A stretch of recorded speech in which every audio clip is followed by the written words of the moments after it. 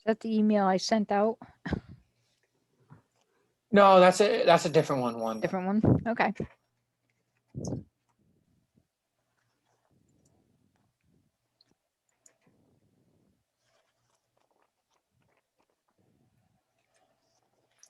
Okay, you guys are good to go. Good evening Okay, to everybody. Welcome to the May 19th, 2021 Sutton Conservation Meeting. Due to the current COVID-19 crisis, pursuant to Governor Baker's March 12, 2020 order suspending certain provisions of the open meeting law, this meeting of the Conservation Commission is being held remotely via Zoom. To join the meeting, visit www.zoom.us/join and enter meeting ID 844-9056-5957 and passcode 428460. This meeting will be broadcast and recorded on local public access station Verizon 31 and Charter Spectrum 191 and live streamed on the town's YouTube channel when available. Pursuant to MGL Chapter 38, Section 20, no person shall address a meeting of a public body without permission of the chair. Individuals who would like to participate should state the name and address after being recognized by the chairperson. In an effort to ensure transparency to our viewers at home, the chat function is not available. So welcome everybody. The first thing up is a new public hearing, RDA for 80 Burbank Road, removing 2 trees, and I do need to read this one in. In accordance with the provisions of MGL Chapter 131, Section 40, Wetlands Protection Act, and the Sutton Bylaw 12, Wetlands Protection, the Conservation Commission will hold a hearing to review a request for determination RDA submitted by James Marin of Sutton, Mass. The hearing will be held on Wednesday, May 19, 2021 at 6 p.m. The project consists of removal of 2 trees at 80 Burbank Road. Welcome, Jamie. You're here. Would you tell us what you'd like to do? Yes, I have adjacent to my barn, I have a large pine tree. And next to my barn, I have a tree that's the picture here that you can see that a substantial piece of it broke off in the last windstorm. There's the pine tree. And I would like to remove those 2. I would say that the pine tree is probably 50 feet from the wetland, maybe 40. And I think it's a swamp maple. The other tree is probably about 30 feet from the wetland. And that's it. Pretty straightforward. Anyone, Brandon, any comments? I mean, clearly one tree's hurt and the other one's very close to a barn. Anybody have any thoughts? I mean, one of the tree, Mike McGovern through the chair. Yes. It looks good to me. I mean, it's an awful large tree and looks, I appreciate him coming in and filing the paperwork, especially being on the board. So it looks good to me. I think we should approve the RDA if no one else has anything else to say. I agree, because I'd rather see the barn stay as opposed I to love the tree. It's a beautiful tree. It's I hate to see it go, but I think it's time. Donate the top of it to New York City for a Christmas tree. All right, we get a motion. I'll make the motion for a negative determination. You gotta make the motion to close the public hearing Oh, first. close. On the RDAs, yeah, I make a motion to close the public hearing. I'll second. Mike made a motion to close the public hearing. Nicole seconded. Mike, how do you vote? I vote aye. Nicole, how do you vote? Aye. Robin, how do you vote? Aye. Zach, how do you vote? Aye. And I, Bill Wentz, vote aye. Now you can make that motion, Mike. I make a motion for a negative determination for 80 Burbank Road to remove 2 trees. I'll second. Mike made a motion for a negative RDA. Nicole seconded. Mike, how do you vote? I vote aye. Nicole, how do you vote? Aye. Robin, how do you vote? Aye. Zach, how do you vote? Aye. And I, Bill Wentz, vote aye. Perfect. Thank you Nice very work, much, Jamie. Mr. Chairman. Next up, Wanda, did you tell me that Oakhurst and Lackey Dam, has that all continued? Yes, they want to continue to June 2nd because the lack of stormwater information from Graves Engineering. So I guess they have continued all the hearings through the 3 different towns. So I have them on June 2nd at 6:50 p.m. we do need a motion for that.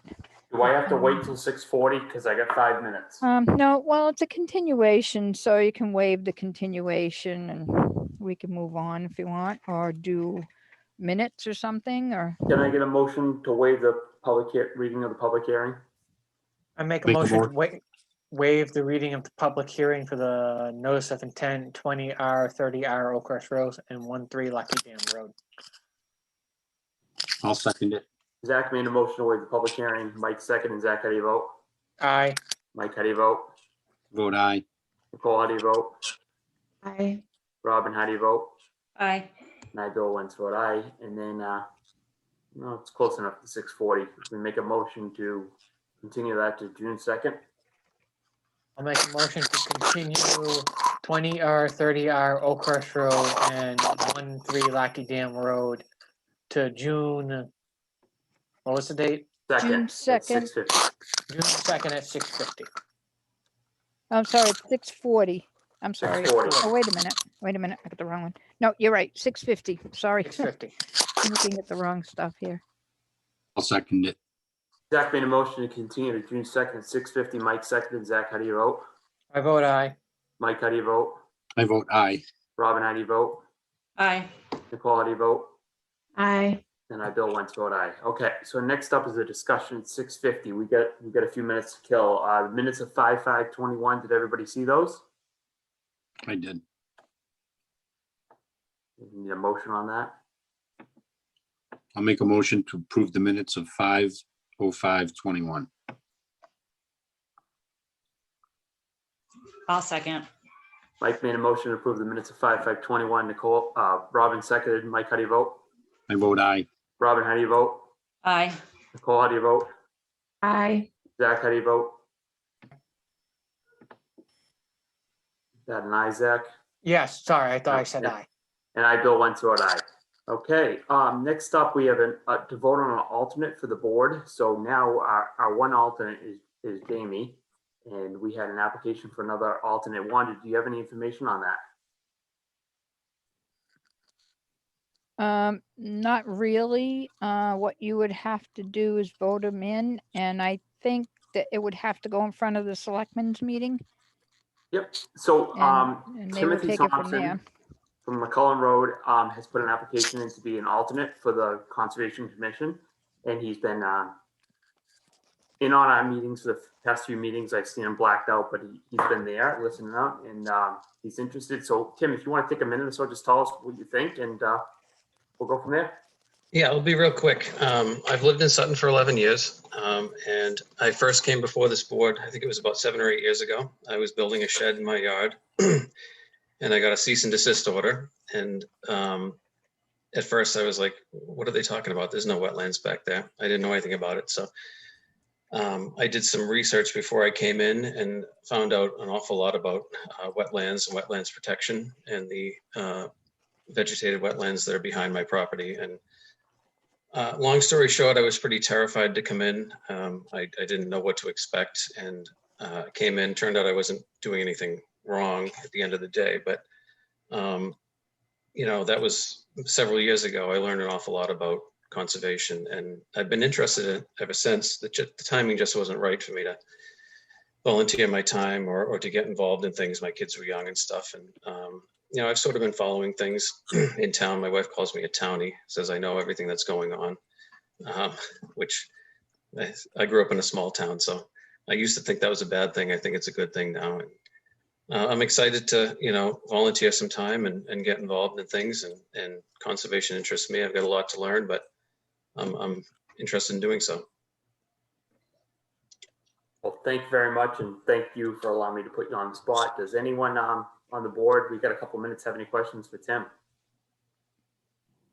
Glad that you're showing interest, Tim. Mike McGovern, nice to meet you. And I'm sure we will hopefully see you soon, not by Zoom. You too. Thanks. Have a good Well, we night. didn't scare him off too much 7 or 8 years ago, I guess. We would need a motion to vote on Tim, and then it does go to the select board, who would have the final say. So if someone would like to make a motion. I make I'll a make motion. I'll make a motion to make that vote for an alternate board member. Timothy Thompson. I'll second. Mike made a motion. Nicole seconded. Mike, how do you vote? I vote aye. Nicole, how do you vote? Aye. Robin, how do you vote? Aye. Zach, how do you vote? Sorry, an aye, but he was silent. And I, Bill Wentz, vote aye. So hopefully, welcome, Tim. We'll wait to hear from Wanda. We'll send this over to the select board, and I'm assuming in the next few weeks you'll be on board. And at some point, we'll be back in person. Great, thanks. Good. You're welcome to hang out tonight if you want to watch the rest of the meeting. Hey, All Bill, right. excuse me, didn't mean to, Yes. when Zach speaks, I have a lot of, is anybody else hearing a lot of vibration and noise? I don't know if Zach's aware of it. Yeah, I was hearing it, but now I can't hear him at all. So I don't know if he I has think he's a having trouble with microphone. his speaker. All right, 1 second. We can hear you now, Zach. So Yeah, that was clear. okay. Thanks, Mike. Sorry about that. I have a hard time hearing and it was making it tough for me. No, that's a good thing to. It might also be coming from Wanda. She's not muted either. He is now. Thanks, Brandon. 30 Torrey Road. This is the installation of a dock with no permit. So Mike had jogged my memory that when Andy, I believe Andy was the chair, Andy was still involved with us, that we got kind of rid of the dock policy, if you will. But Zach had mentioned this, and Zach, I believe, said he has an email. I don't know if you want to read that in or share that with us. Yes. So, can everyone hear me better now? You can. Okay. So yes. So what I had, now that we got the email from that Wanda forwarded from the homeowner, it's kind of redundant, but, I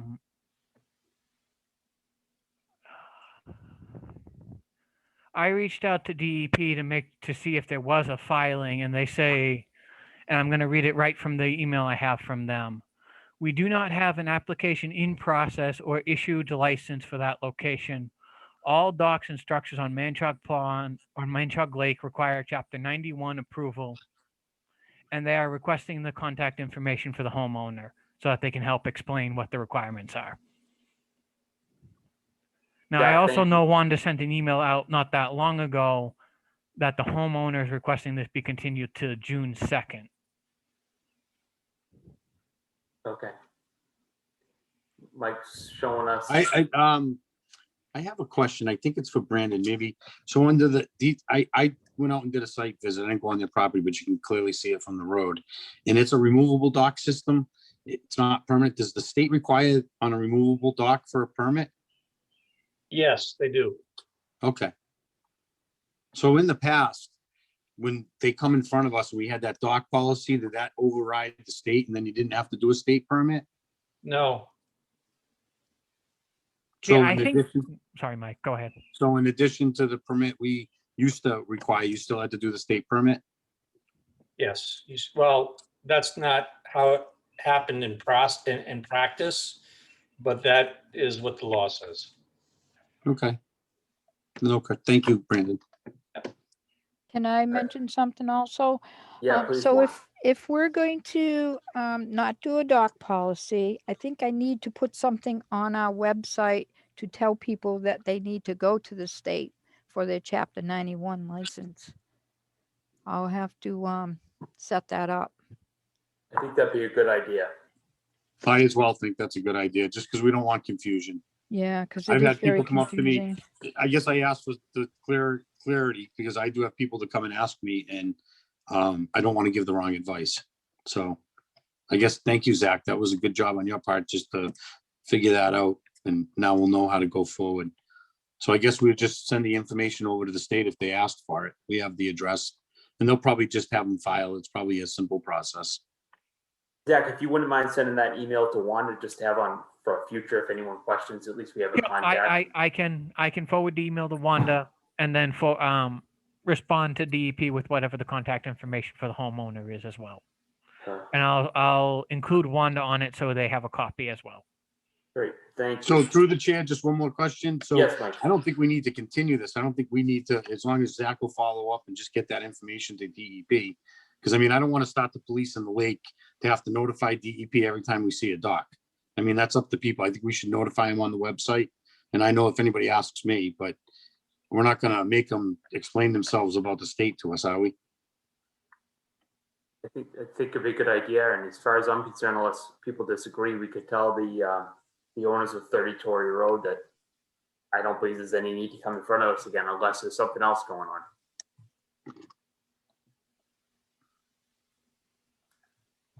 All right, Mr. next Chairman, up, it's Jamie. yes, Just thinking about this for a second, I think what we voted on last time, the issue was whether or not the dock needed to be centered in the waterfront area.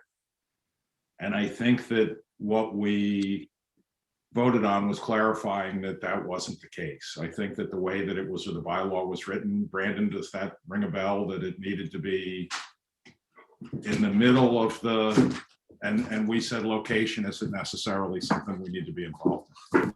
So going off of, sorry to cut Brendan off. I watched the meeting that we had that about this morning actually, and the policy that we got rid of was the requiring the docks to have reflectors, and then either centering it or being 25 feet from the property line. That was the dock policy that we removed. That did not touch on any of the Chapter 91 stuff, to my understanding, or into my opinion. At least that was what the vote was on. all right, so that, I guess that's where does that leave us then? We know the state kind of overruled. So through the chair, then I guess the question is it our responsibility to facilitate the filing of that state process? And if it's not, then I don't want to be involved with it. That was the whole idea, to not have the dock policy. Now, we've waived our rights to say anything, so what's our obligation? Good And if it question. is, then that's what we do. And so I believe a question for Brant. He's the one that understands the state regulations. I mean, and what we're supposed to. So once again, I would ask our consultant to please weigh in No on problem. the process. You might not like what I have to say, though. Well, it is what, we're gonna follow the rules. Right. Well, whether or not you bring these things to DEP's attention, the Chapter 91 office anyway, that's a policing matter. And that's your call. Are you going to pull somebody over for going 1 mile an hour over the speed limit? It's a judgment call that I will leave to the commission to decide on, whether or not you think that, should you call in someone building a permanent dock that's, goes right down into the substrate, or if you're going to call on somebody that just has a seasonal dock, one of those aluminum docks you pull out.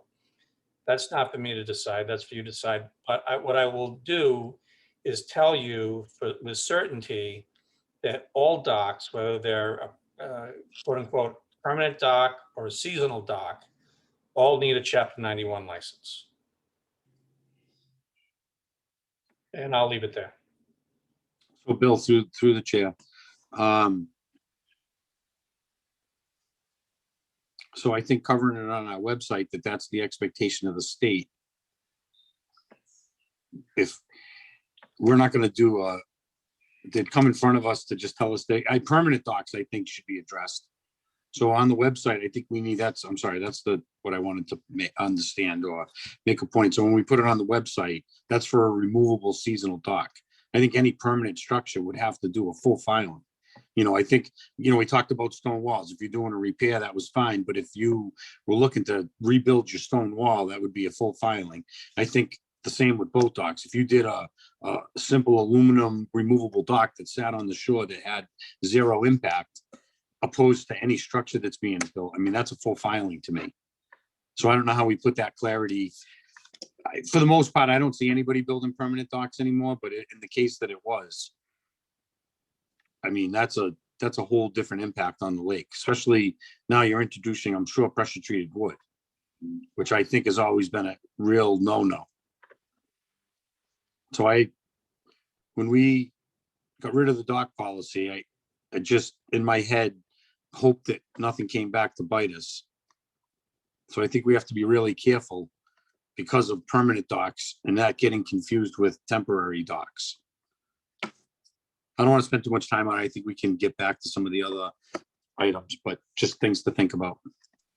All right, so just before we move on, do we feel that we need the owners of Torrey to come in front of us, or are we okay giving them the information Zach received? I have an answer to that. The owner cannot come in front of us until after July. So I must have just put June 2nd because I was thinking they were going to come in then. But then I got the call from the owner's mother as to the reason why she couldn't. But in the meantime, I'll see if I can get something on the website about the docks. Like Mike said, the state is a particular one, and then if they put a permanent, they'll have to file with us too. We all in agreement on that? All good?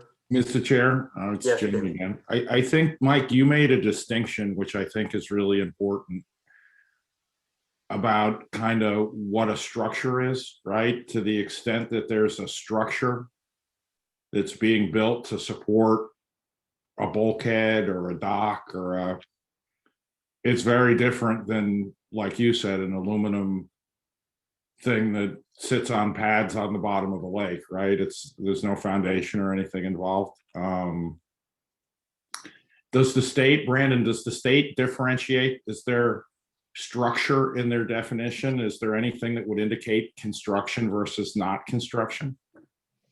The answer to that is no. If it's a dock and it's going to be touching the land underwater or be floating above the land underwater, because remember that the Great Ponds, that's property of the Commonwealth, not private property. So that's why Chapter 91 gets involved. But the only distinction they really make is the difference between small docks and large docks and piers.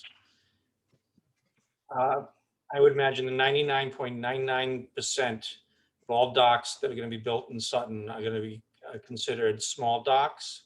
And Chapter 91 office has a document called Small Docks and Piers that explains everything, including steps to go forward with permitting. Okay. Thanks, Brandon. Anybody Maybe else? we should put a link both to Chapter 91 and then a copy of that document on our website as well, for anyone that wants to look for a dock, wants to have information about building a dock. Great. Wanda, do you think we need a motion on this, or are we okay to move on? No, I think you're okay. I'll look up the information to see if I can find that link. That would be even a better idea than putting anything else on. Just put a link to docs. Great, thank you. To the state. Next up at 6:50 is the enforcement order delegation of authority update. This is basically for us as a board to allow Brandon access to work on our behalf, so we wouldn't have to go sign something or have something sent over to us to sign. Wanda, do you have any information on this, or Brandon, is this your end, or? Let me bring up the document. I did some minor changes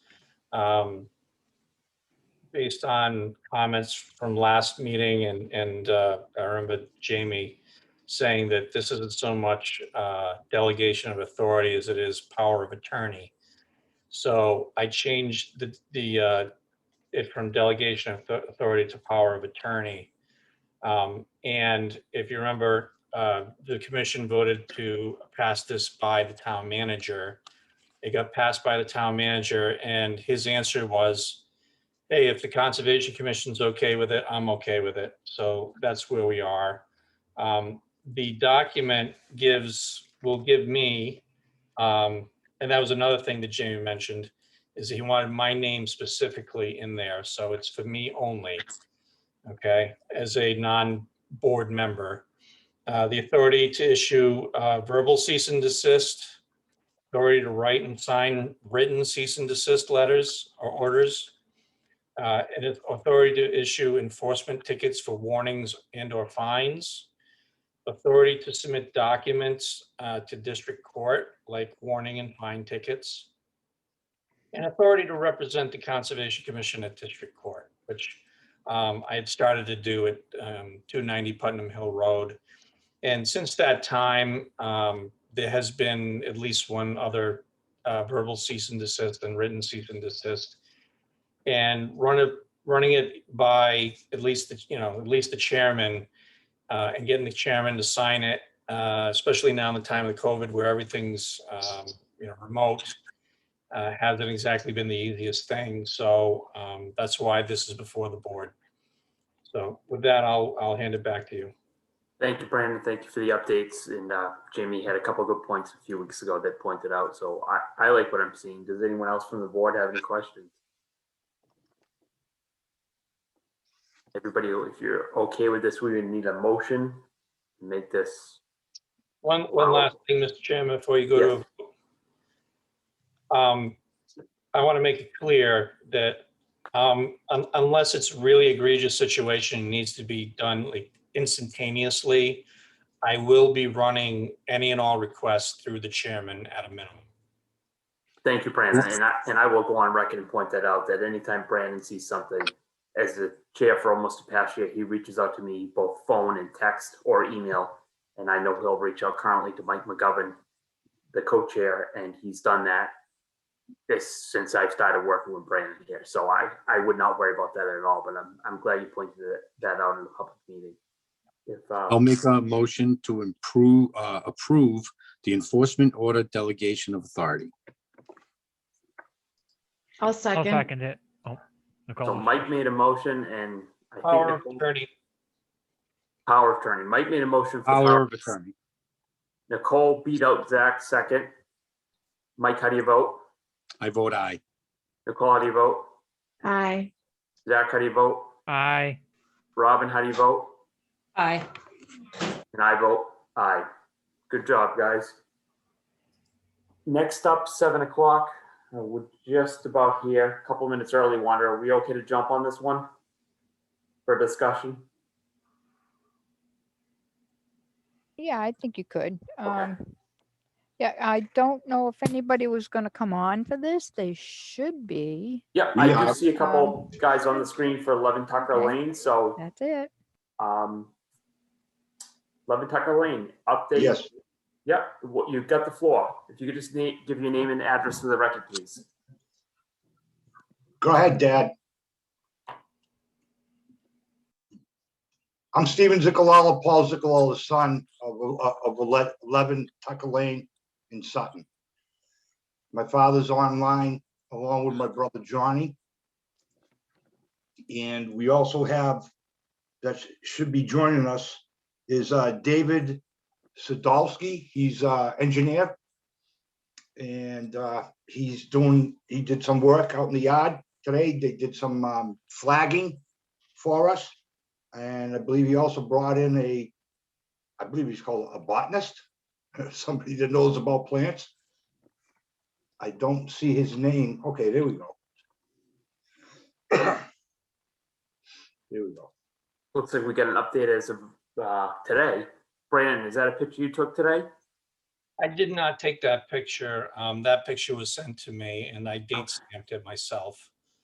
I don't know who it was. All I got was a phone number because it looks like it was sent from a phone. I believe that's David. Is that you? You need to turn on your microphone.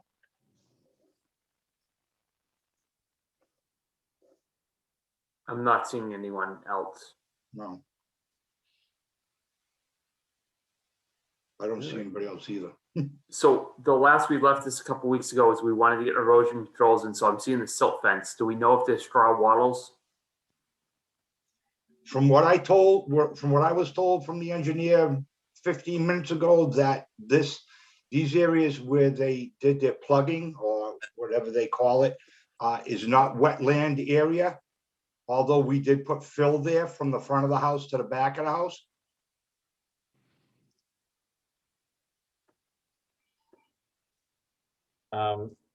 I see that it was Alton Stone who did the delineation. In fact, there's a picture of him here. There he is. There's Alton. So Alton is a engineer who also does wetland delineations. That hasn't been before the commission, this commission, in a very long time, but here he is again. And it looks like he put up some stakes at the wetland boundary today. I Yes, got a phone call from, I forget the gentleman's name, but somebody new to the process to say that he was out there like as we were speaking, doing the work, so we could prove, they could prove that they are making progress before tonight's meeting. And that, you know, I think that's great. I'll next time I'm in town, which won't be very long, I'll go down there and review the staking and see if I agree with it or not, and then move forward from there. Because delineating where the wetland is, or at least where the wetland used to be, is the first step of this whole process. Well, or putting up the erosion controls was the first. This is step number 2. So, and that's how my memory serves too. We wanted it flagged, which is done, and we wanted erosion controls. Was there anything else we were asking for? And we asked you guys to come back on. So appreciate you getting that all done in the past couple of weeks and being here tonight. Does the board have any questions or? Through the chair, no Yes, Mike. questions. I just think it's pretty amazing that in 2 weeks they could get that all done. I mean, to be to this point, they did that erosion control, I believe, immediately once we asked them. I know it's upsetting to see the backyard, but I mean, A for effort, because I know how hard it is to get that work to get to this point is to be commended. And I thank them for that. It just makes it easier for us when we're all working towards that same goal, like Brandon said, just to agree on that wetland line and get this repaired and behind all of us. So thank you for doing your due diligence. okay. Chairman, I have a couple of questions, if I may ask. Yes, please. Okay. Steve Ziccolello again. The last meeting we had, I asked who had owned the lake or pond, and the answer was it was privately owned. But I come to find out that the town of Sutton owns that pond last year. Is that correct, or do you know?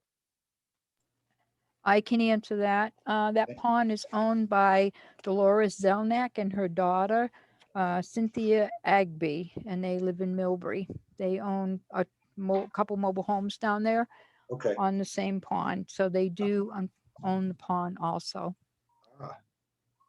Okay, that's good to know. So who controls the level of the pond with the dam? Because the water level, I'll say 2 weeks ago, had to be up a good couple of feet from where it normally was. The water has now, it's exceeding back down to where it was. Who controls that?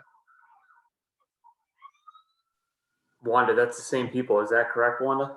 Yeah, but I don't know who Cynthia has doing that for her. I will have to contact her and ask her that question. 'Cause if we could go back to a couple of the pictures that was shown, I'd just like to point out a couple of areas that, I mean, you have a maple tree in there, and maple tree is not an aquatic plant. And that's how it would be to the left of those stones. I don't know if there's another picture, but all that is okay. So you got this tree here was in water. There's a couple to the right as well. They've been submerged. Yeah, that would be those right there.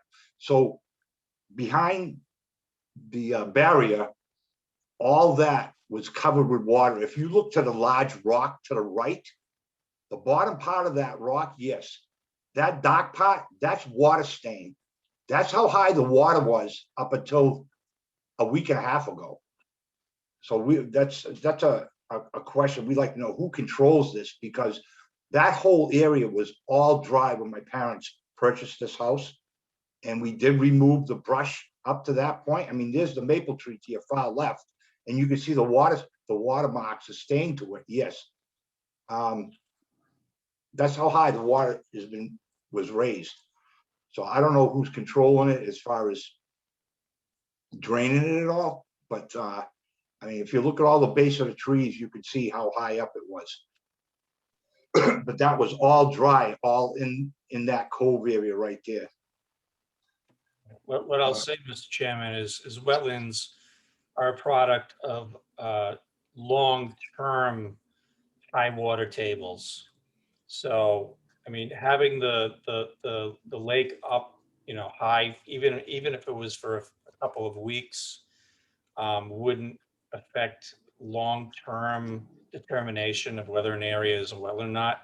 We're looking for the plants, we're looking for the hydric soils, and we're looking for other forms of hydrology, which there's some best professional judgment that comes into look at the hydrology, because we're looking to see if an area is underwater, but you got to use your professional judgment. If it's on a pond that's controlled by flashboards, say, and the flashboards were really high and we had a lot of rain, that's something you just take into consideration and you either keep it or throw it out. What I'm going to be looking for here is the plants, the hydric soils. Given that the pond has been operated more or less at a constant level for decades, I would estimate that the wetland line more or less runs straight across from one side, to the other. So those are the kinds of things that I'm going to be looking for. All right. Thank you, Brad. Thank you. I appreciate that.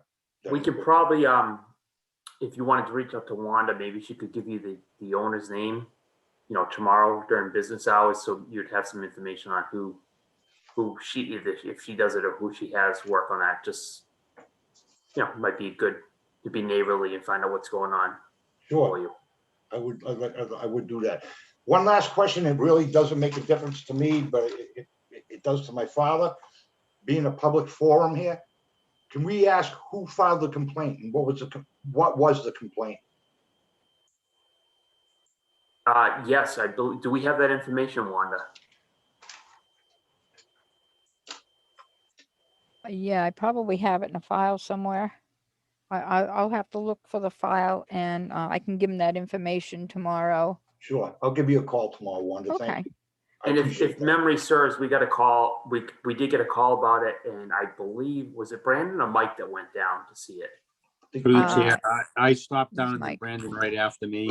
And I believe what Wanda would said, she didn't say the name, but she said it was a neighbor. So one of the neighbors on that street, I would imagine. Hmm. It was definitely one of the neighbors. I find it's kind of, I don't know. I look at all the other homes that are on that lake, and they have either sand or crushed stone or grass growing up to the water, and they got docks. So I don't know what the real complaint was. Like I said, it really doesn't matter to me. We're not trying to get away with anything. Our biggest mistake is not pulling the permit before we did this, not knowing what we did. But I believe the gentleman that was doing the work in the yard was going to pull the permit today. I don't believe Andrew's online with us. I don't see him. I see my brother, but I don't hear Andrew. He's supposed to pull the permit today. I'll follow up with him on that after this call. Through the chair, Yes. the applicant, he sounds like he's maybe just a little unclear, like the process. And it's not that he's in trouble, it's that he needed to file to do any work within 100 feet of a resource area. So we consider the resource area at the very least the edge of that water.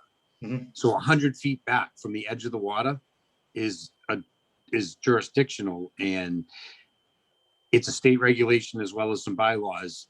And it's not like a by right thing. It is a by right, but you just have to file, and we all have to agree about, a lot that goes on. So it's not just going to the town hall and getting a permit. It's a filing with the state. And it's DPE. because of you're right, DEP, and it's because of the jurisdiction. Yep. So pretty much your whole house I believe is in conservation. And I know you may see some previously disturbed, in lawns, and I live on a lake and I see it as well as you do, but there is existing and then there's new. So anytime you do any new work, you just have to file, and some work is less serious Just than lost others. Mike. Can't hear Huh? you. Oh, you can't hear me? Hello? I can hear you, Mike. Understood. Oh, I can hear you. so just, and when we got the complaint, it's nothing I enjoy to do. Believe me, when I went down there, I didn't even get out of the car, and then I was kind of glad that Brandon came and he was able to reach out to you and just make you aware.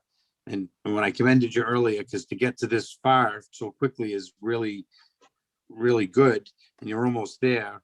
And it's just to protect the resource area and to just all be on the same page when you do the work. But just Understood. know that you'll never be able to just go to the town and get a permit to do the work. You can never do it after the fact, and it always has to be done prior to commencement of any work. And it's a really easy Okay. process. And some things are just an RDA, and it's really simple. And even the full filing, as long as you get a good engineer and you get the right advice, it seems to move pretty quickly. So I just want to say Okay. that just so he understands. And we're not trying to make it hard on you. I think we're all working together, and we don't want to do enforcement. I know it's under an enforcement order right now, but that's how we have to allow this to transpire into a filing. But the goal is Sure. just for you to have a DEP number and have a filing and finish up your backyard if that's what all the determination of the right thing to do is. And trust me, it'll be a pretty good process. All right. Thank you. Mr. Chairman, could I be recognized? My name is David Sadowski. I'm the engineer for the applicant. Yes, David, go Oh, ahead. there it is. I'm the one that forwarded those pictures to Brandon of the 5 probes that were taken across the backyard. Hydric soil was found anywhere from 14 to 22 inches. There was no modeling shown less than 12 inches. There was a run of 4 stakes put across, and there was one put out at the point. And all of them, none of them showed that they were a hydric type soil. We did do some measurements up to the front where there was an area compacted for parking. That was over 100 feet from the edge of the wetlands that we found. There was some wetlands that were found to the left-hand side of the property. We're over 100 feet away to the parking area that started this whole, this whole rigmarole by trying to put together some parking for the parents and then take the material and bring it down to the front. But as we ascertained with Dalton Stone, he's a PE environmental discipline. He's the one that ran the hand probes. He's also going to have a report put together to give to the board, detailing what he found in each one of those 5 probes. Thank you very much for your time. Thank you. Anybody else, or are we all on the same page? I have a quick Yes, technical Brad. question for David.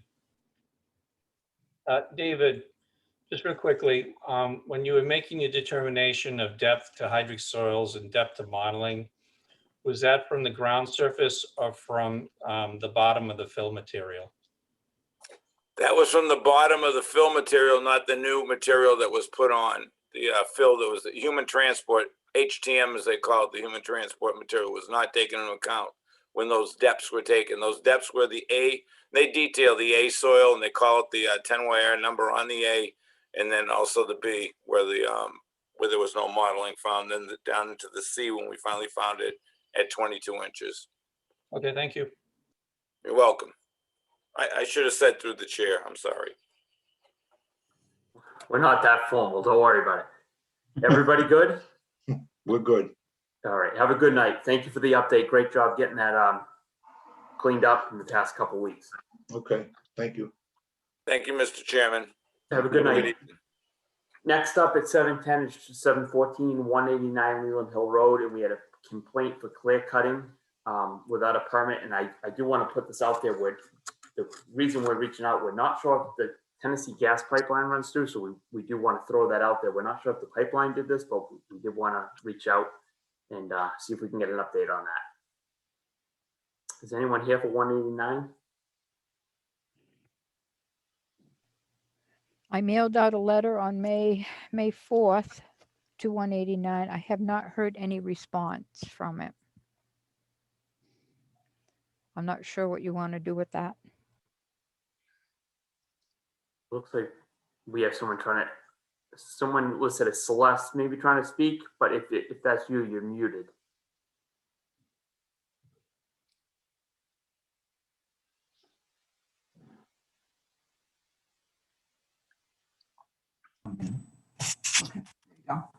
Hello? Yes, Yeah, this is Albert Monte. I'm the owner at 189 Leland Hill. the floor is yours, sir. How are you tonight? I'm okay. I was a little surprised to get the letter. I wasn't aware that I needed permission. I apologize for not drawing a permit.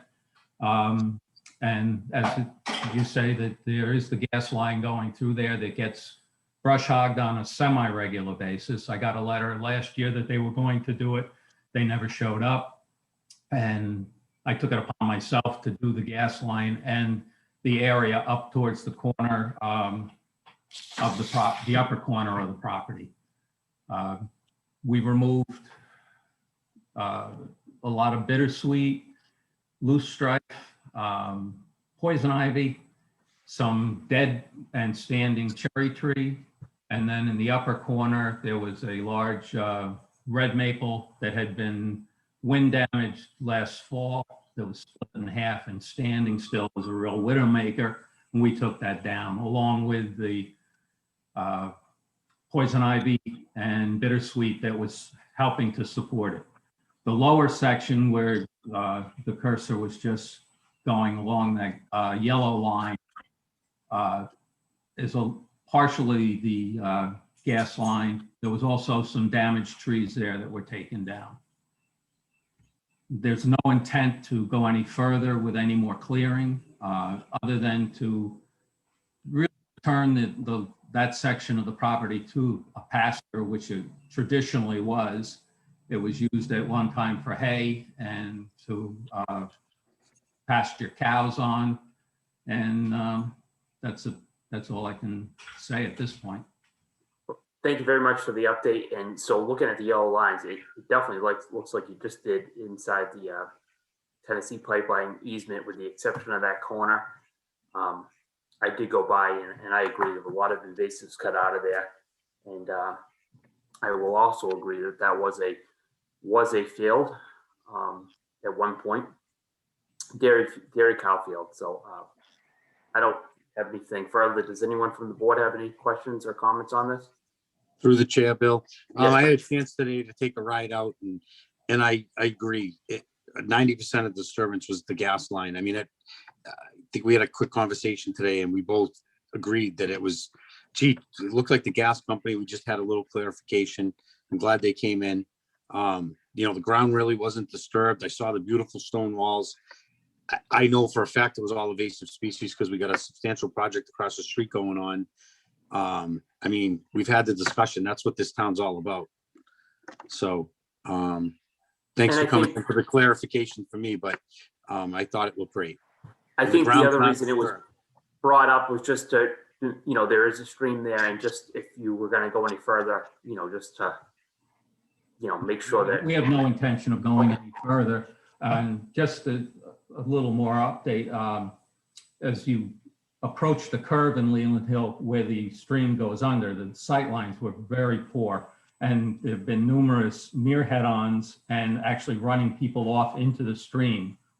So by taking what we took, it improves the sight line through that curve and makes a much safer passage through there. And also for 177 Leland Hill, him pulling out of his driveway, the bramble was so thick, he had no sight line down Leland Hill and had almost been hit a couple of times. So he feels much safer just pulling out to travel. So, Wanda, while we're on 189 Leland Hill, the water that goes under that from the new development across the street, the rocks there, I think we should send an email to Matt Stencil. Those rocks are caving in that corner where the applicant was just speaking. Those rocks are caving in, so I think we might want to make the highway department aware that that road is starting to cave in. I did, after the last meeting, I did contact Matt and sent him out there, but I have to look and see if I Well, this received is an another email one. The from other him. one is the other end of Oh. Leland Hill and Dodge Hill. This is another one up, and I do Oh. walk there by frequently, and the rocks are caving in. So So I it's just, right on this that is- corner that we're looking at, right where the cursor is? yep, yeah. Okay. Which has nothing to do with 189, being on here. It just made me think that we should reach out and get that fixed. Okay. before That's we been ever an move on. ongoing problem. I've owned the property since '98, and numerous times the culvert has become overwhelmed by rainwater and water flowing over the road. At one point, it washed out part of the road and it was filled in with stone and then hot topped over. But you can see the road separating, and the stone wall on my side of the road is bulging and collapsing. There are some large stones that have fallen out. It's only a matter of time before that culvert. It's an ancient culvert. It's built out of stone, large flat stone, the roof of the culvert. It's only a matter of time before that wall does collapse and the road is impassable. Well, thank you for pointing that out as well, Wanda. And I definitely think we need to have highway department take a look at that before it gets worse. Anyone else from the board for 189? There, nobody else. All right. Thank you very much for your time coming on. One quick question for the board. Now, I would like to maintain that field as a pasture. Do I need permission to have it mown on a semi-annual basis or a regular basis to maintain native grasses in there? Well, Mr. Chairman, is the question regarding just the area that he recently cut with the National Grid line is, or like the rest of the property? No, just the area that was recently cut. Oh, No further extension of the cut area. Through the chair, just because I got a chance to go there, to me, it just looks like he's doing maintenance on his property.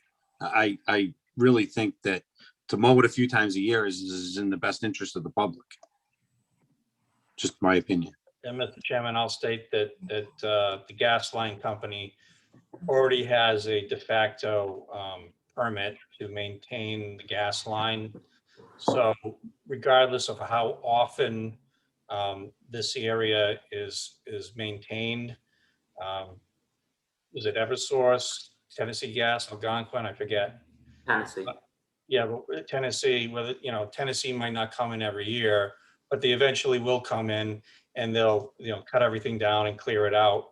Whether or not it gets done every year or every other year isn't going to make a difference, really. So it seems like, six in one hand, half dozen in the other.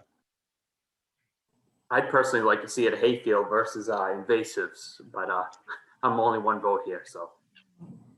We want to make a mo, I don't think we need to make a motion. It's just it was just a discussion in a public forum, and I think I believe we're all in agreement. It's just maintenance to their property.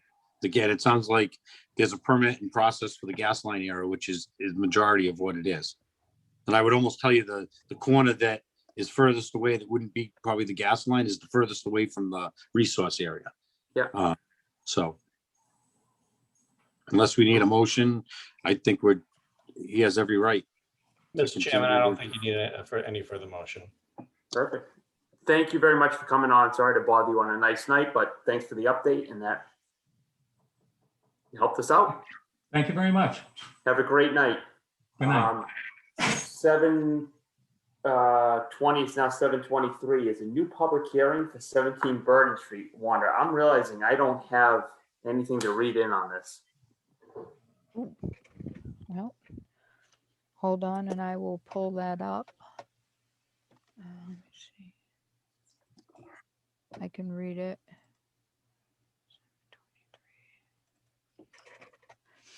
Let me go ahead. Do you want me to read it? You want to just read it in if you have it, just. Okay. In accordance with the provision of MGL C 131 subsection 40 Wetlands Protection Act and the Sutton Bylaw 12 Wetlands Protection, The Conservation Commission will hold a hearing to review a request for determination submitted by Jeff and Beverly Benton of Northbridge, Mass. The hearing will be held on Wednesday, May 19th at 7:20.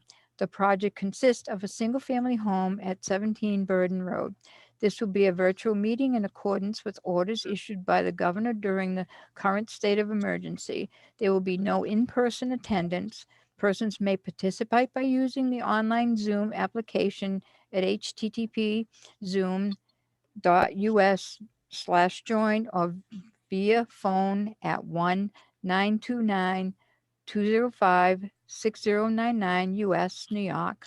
Meeting ID is 844-9056-5957 with a password of 42846.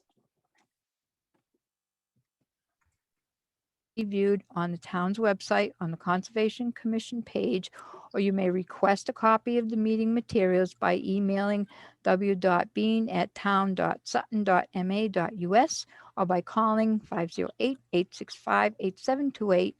Input may also be submitted to the same email address. This was published on May 13th of 2021. Wanda, thank you for You're good reading to that go. one in. I won't make you do it again. 17 Burden Street. Do we have anyone here for that tonight? We do. Mark Allen here from Allen Engineering, representing the applicants, Jeff and Beverly Benton. Hey, Mark, floor is yours. All right, great.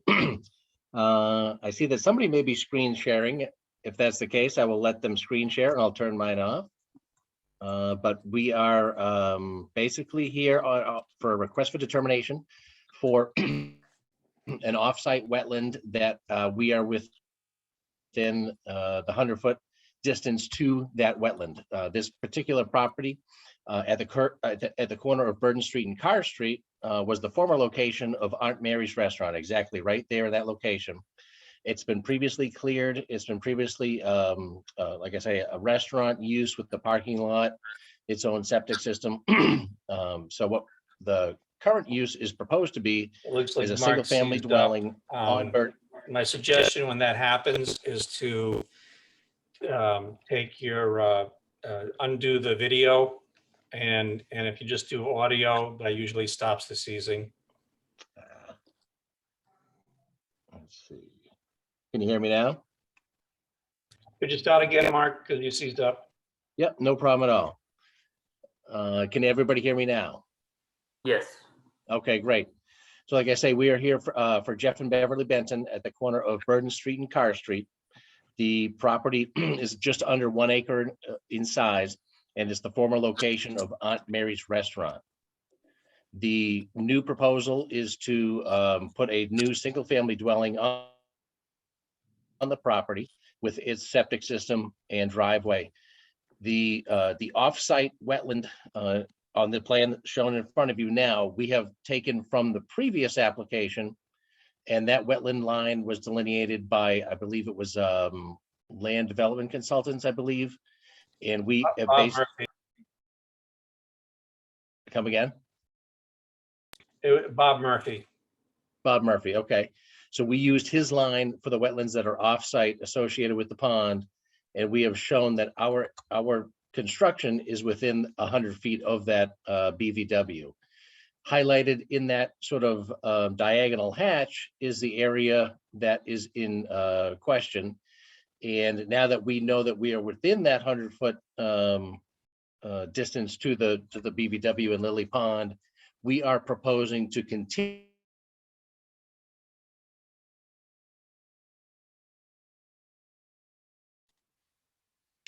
the erosion control, revegetate that area from its current condition, and the current land cover is just sort of a gravelly construction debris sort of material, and the final cover is going to be a lawn area. So we feel as if the reduction in impervious area and the increase in lawn area is a net benefit to this parcel.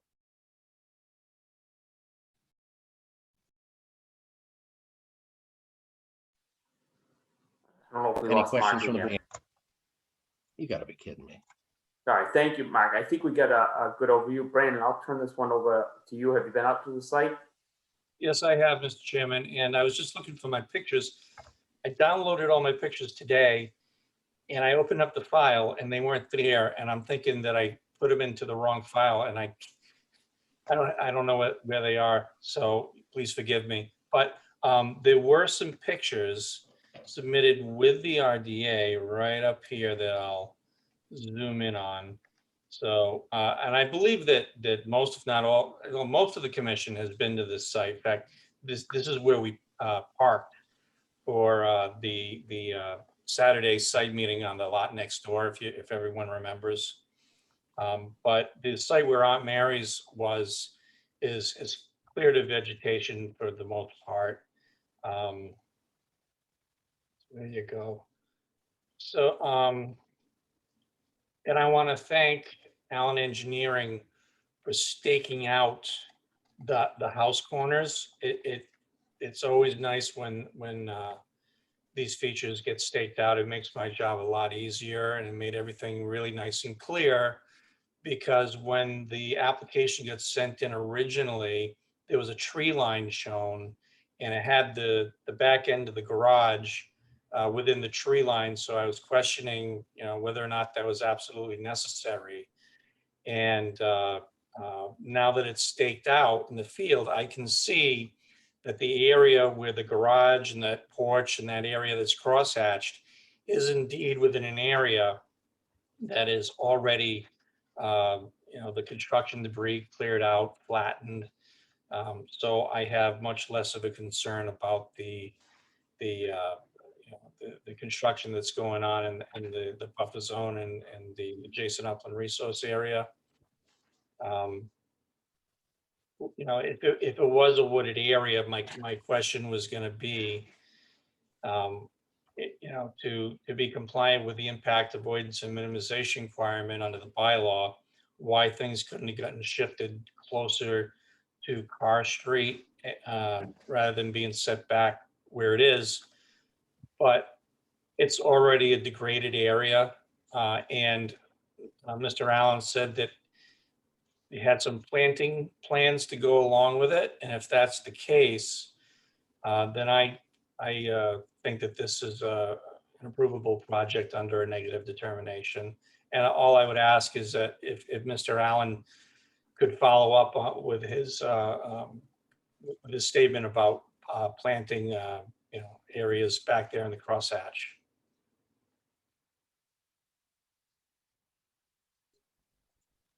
Yeah, so if I could, if the commission can still hear me, we are planning, because it's so close to the garage, just with lawn area. We're going to take the gravel out and put topsoil down and put a loam and seed down.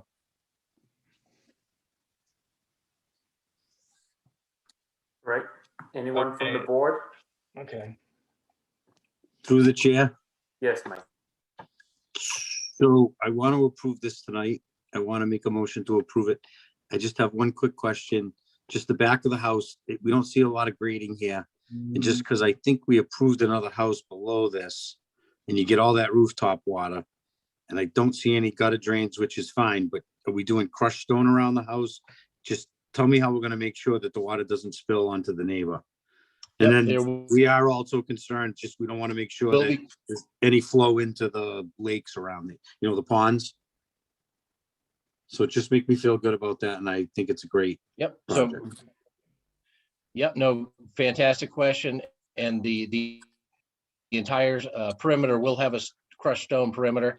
The gutter drains will be to grade, but they will infiltrate into the nearby lawn area and will not impact the pond in any way. The topography in that area is very flat, so the contours kind of don't show up in that area. It's previously been, like I said, the Aunt Mary's restaurant building and parking area, so it's very flat. I think you may have been out there, that the lot line is staked, and this portion that is hatched in this 100-foot to the wetlands is very flat. So we are confident that with the roof being immediately infiltrated, it won't impact the abutter or the neighboring wetland. Thank you very much, Mark. Just, we really put the neighbors through a couple of meetings, and it really came down to one of the sensitive things was that. So I just in fairness, just want to make sure that now the neighbors, so that's great explanation. Thank you very much.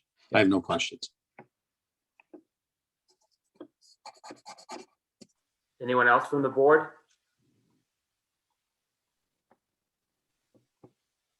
All right, hearing nothing, this looks like a nice project to me. I'll make a motion to close the public hearing. I'll second. Mike made a motion to close the public hearing. Nicole seconded. Mike, how do you vote? I vote aye. Nicole, how do you vote? Aye. Zach, how do you vote? I vote aye. I believe Robin's gone. Jamie, how do you vote? I vote aye. And I, Bill Wentz, vote aye. Motion for one or the other, please. I'll make a motion to approve 17 Burden Street with the one Negative condition that there's, determination. oh yeah, I'm sorry, this is an RDA, yeah. I'll make a motion for a negative determination for 17 Burden Street. I'll second. Mike made a motion for a negative determination on 17 Burden. Nicole seconded. Mike, how do you vote? I vote aye. Nicole, how do you vote? Aye. Jamie, how do you vote? Aye. Zach, how do you vote? Aye. And I, Bill Wentz, vote aye. Nice job, everybody. Good luck with the Great, housing thank you. project. Thank you very much. Appreciate your time. Have a good night. You too. Thank you. Next up, we have discussion for 269, 271, 278, 281, 284, 281 again, and 290 Putnam Hill Road. I do know 290 Putnam Hill Road, they're starting, or they have been doing some work there for what we asked them to do. And either myself or Brandon or someone will get out there and take a look at that over the next couple of days. Any other discussion on Putnam Hill Road? Yes. Through the chair. Just, I drive by that road a lot, and it's not so much for 290. I see they started, everything looks as though they, but so Brandon's gonna go out and do a site visit, is that what we were saying? Or yourself, Bill, someone's gonna stop out and just make sure things look all correct? I'll stop it. I think if Brandon's in town the next time, just because he's Yeah, got I think it would be a good background. idea. Just, it's under an enforcement order, and I think that you know, when we're having to go through what we went through, it should be managed. You know, I think that Brandon doing a site visit, I think is a good idea. And then I know the gentleman came in the last time and he's probably working on trying to get us a plan to take all the trees down, but I mean, the erosion controls either need to be taken down or cleaned up. Cause I mean, it's just more than an eyesore. I mean, it's almost detrimental to the animals that go through there. I mean, I think Tony Romeo owes us some cleanup in there. And I know he has a lot of plantings left, and it probably does make sense until we figure out the trees with the neighbor, you know, to not put new plantings in. But I think we were promised a little bit of cleanup, that I haven't seen anything happen. So if we were to just make a reach out to Tony and just say, I mean, are we gonna need erosion controls anymore in there? I mean, if we're cutting trees down, I'm sure we're leaving stumps. And if we're doing plantings, there's no need to leave. You can dig a clean hole, don't leave any open soil. So we ask them to clean up all the erosion controls. I believe or refresh them all if we need them. But they're really not doing, I mean, they're in complete disarray. So it's either, Yes, Yes. Brandon. I think Mike is right about the erosion controls at along the shared driveway that goes to 274 Putnam Hill Road. At this point, I don't even think that they're necessary. The area is pretty stable, and I think it'd be better to just pull them up at this point. But there is a bit going on with 274 itself, with Jennifer Njazi and Tony Romeo. As you remember, Tony Romeo agreed to do the planting in the restoration area that was supposed to be done when the house was built, but he didn't do. And then the commission had the Saturday site visit to go over there and look at it. And Mr. Romeo agreed to do the plantings. And the plantings were going to be done in early May. It's now mid-May, but that said, based on the last conservation meeting, where Cinna came in saying that he had a great fear that the tall white pine trees around his house had the potential to fall on his house. It was a public safety issue. The commission recommended that Tony hold off on planting the trees and shrubs because if the commission gives approval to take down all those trees, there's a chance that equipment is going to need to be able to access the side and the back of the house. And because the septic system is on the left side of the house, you can't drive over that. So the only access to the backyard or the side yard would be on the right side of the house where all the plantings are proposed. So that the planting is held off on, which Mr. Romeo stated his displeasure to me in a text message about that because he just bought all the plants. He bought $4,000 worth of plants, and now he has to assure that they stay alive until all of this, the issue with the pine trees gets resolved. At the same time, I was informed that Mr. Frudenjazzi has brought in a lawyer to potentially sue Tony Romeo for the cost of taking down the trees that he wants to take down. So it's a bit of a mess right now where I don't really know what's the today's status of it is. But Mr. Frudenjazzi was supposed to be submitting an RDA, potentially an NOI to take down those trees. And unless Wanda can tell me otherwise, I haven't seen any application for that yet. So that's where 274 and the shared driveway stand right now. Nothing has been received. Through the chair, this is what goes wrong, and you think back to all the meetings and the plans and how much was not followed in there and just the mess you're left with. And it's disheartening. Mike, I agree with you. I see this a couple ways. If Tony Romeo bought the trees, and I understand where he's coming from, he doesn't want them to die, especially with the warm weather. I suppose we could look at it one of two ways. Either he waits to do it, or he plants the trees, and then if the applicant or the homeowner of that location wants to take more trees down, and those new trees are disturbed, it would fall on the homeowner to deal with that as well. But Bill, not to stop you, but I wonder how complicated it's going to be if there's an attorney involved. I don't want to speak for anybody, but is he going to allow Tony on his property to do the plantings? Because that has to be agreed upon between the two parties because of the transfer of the home before the completion of the work. So now there's two parties that have to agree to this to happen. It's just, maybe had the right size house been built and it wasn't twice the size and not in the wrong spot, and he was a little further away from the trees. And I mean, I don't want to babble on. It's late, we work, we're volunteers. It's just, at the very least, if they could clean up the erosion control. I think that driveway is a common driveway, and I'm sure Tony can go in and at least clean up the edge of the road, and at least from the street, so the rest of the town doesn't see, just siltation fence that's improperly installed and falling apart.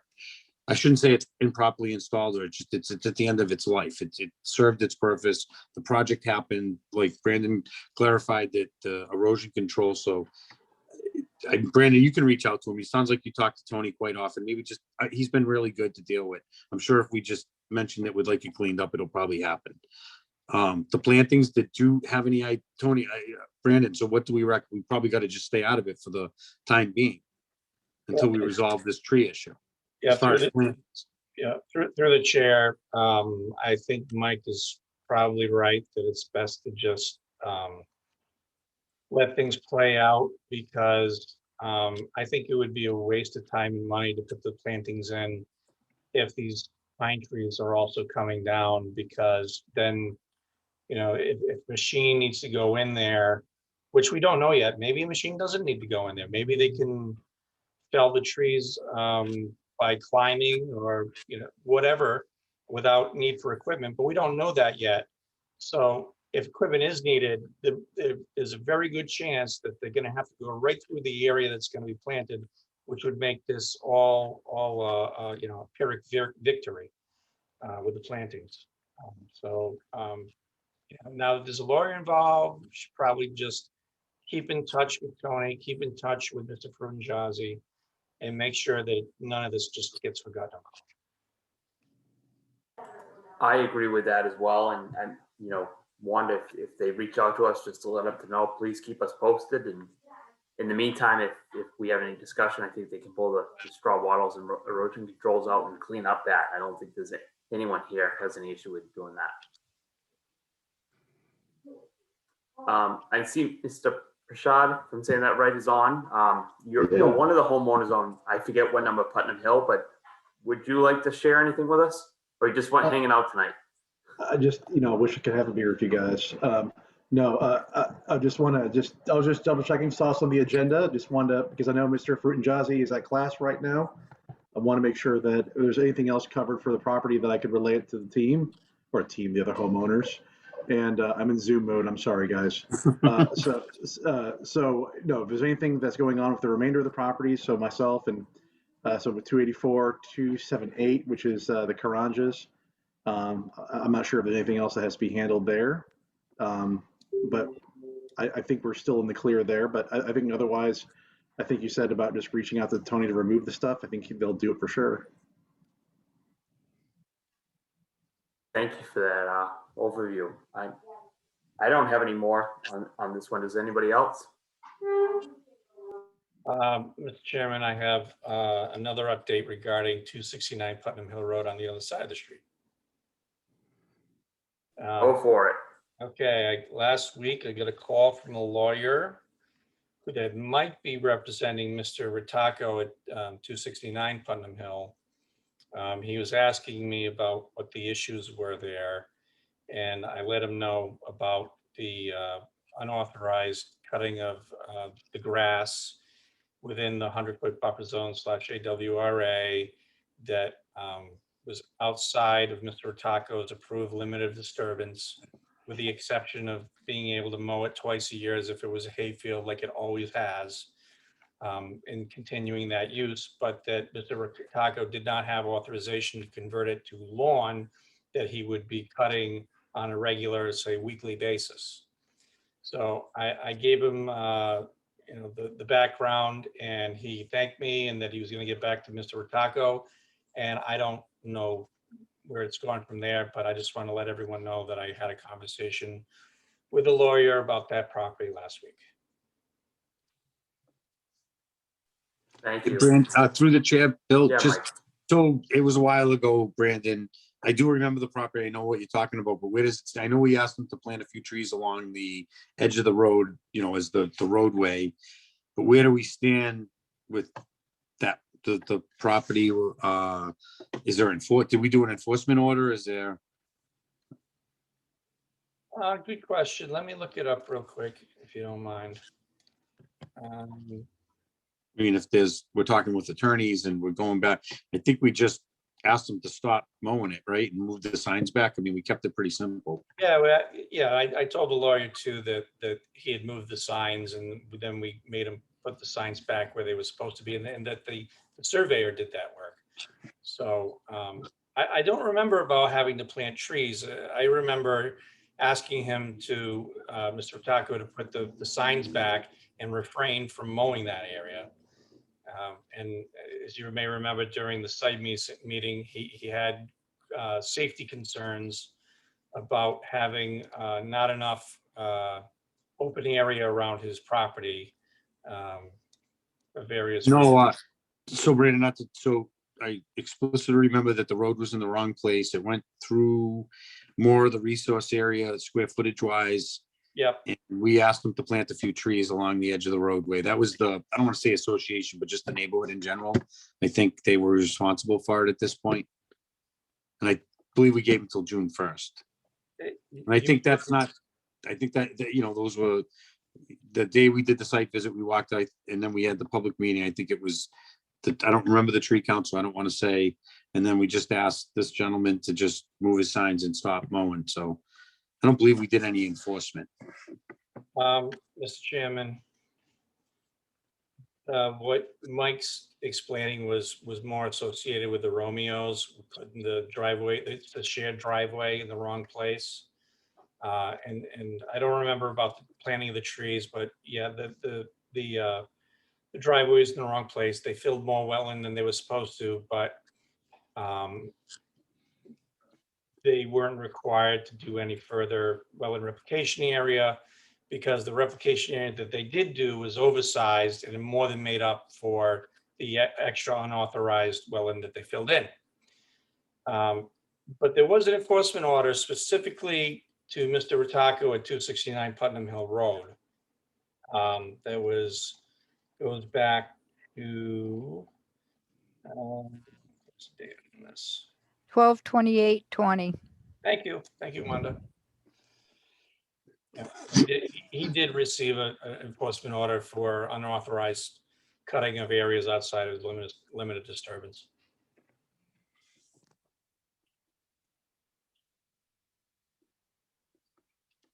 So if there's an attorney involved in this one too, do we just continue to sit tight? Sit tight and keep an eye on the place. Anything else on Putnam Hill Road? All right. Any other site visit reviews need to be done? Through the chair, Yeah, Mike. just when I was out doing that site visit for the gas line, there's that project across the street, and we had talked about just some periodic inspections. It seems like they're well underway. Maybe is Brandon been there to do a site inspection anytime soon? Just to see construction, make sure it all kind of jives with the plan. Erosion control is in good shape. If he hasn't, I would make a suggestion. My opinion, we should do a site visit. Absolutely, Mr. Chairman. I'll be out there ASAP. To Tony Romeo's credit, he has been texting me pictures, update pictures, and he lets me know where he is with the project. So I see that as a good thing, and I will be by to do an inspection. Excellent. Good to hear. Thank you. Good, thank you. I Yeah. think we have a certificate of compliance request for 30 Hemlock Drive. I don't see it, but is it in good shape for 30 Hemlock? We good to go? Yes, they're in good shape for a complete certificate of compliance. What's the address? 30 Hemlock. 30 Hemlock. Can we close it out if we haven't had it on the agenda? Well, there is a section of the agenda that reads certificate of compliance requests. Yeah. Okay. It's on there. Yeah, it is on the agenda. It is? Yes, Brandon's done Yeah, the it's site towards visit. the bottom, above the departmental project input forms. Oh, maybe mine's an old one because it's just showing 30 Torrey Road and then Putnam Hill and then it's blank. Well, no, it doesn't say 30 Hemlock specifically. It just says certificate of compliance requests. I don't Okay, know yep. if you feel comfortable doing it, or if you feel that it needs to be specifically put on the agenda, but we have everything we need to issue a certificate of compliance, and I would recommend a complete COC. Motion on that would be good from someone, please. I'll make a motion that we approve 30, we issue a certificate of compliance for 30 Hemlock Drive. I'll second it. Mike made a motion for COC on 30 Hemlock. Zach seconded. Mike, how do you vote? I vote aye. Zach, how do you vote? Aye. Nicole, how do you vote? Aye. Jamie, how do you vote? Aye. And I, Bill Wentz, vote aye. Any other certificate of compliance requests?